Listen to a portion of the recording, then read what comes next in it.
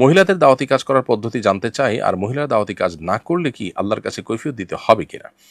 আল্লাহ সুবহানাহু ওয়া তাআলা কোরআনে কারিমে বলেছেন, আল মুমিনুনা ওয়াল মুমিনাত বা'দুহুম আউলিয়াউ বা'দ ইয়া'মুরুনা বিল মা'রুফ ওয়া ইয়ানহাউনা আনিল মুনকার ইলা আখির আয়াহ। অর্থাৎ ঈমানদার নারী পুরুষ একে অন্যের পরিপূরক এবং অভিভাবক।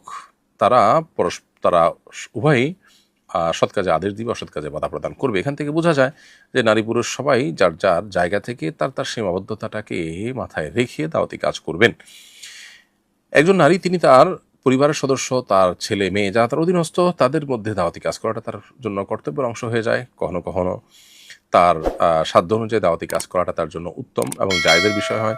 আবার মাহরাম ছাড়া দূরে সফরে গিয়ে দাওয়াতি কাজ করে সেটা নিষিদ্ধ হয়। এটা নির্ভর করে অবস্থার উপরে।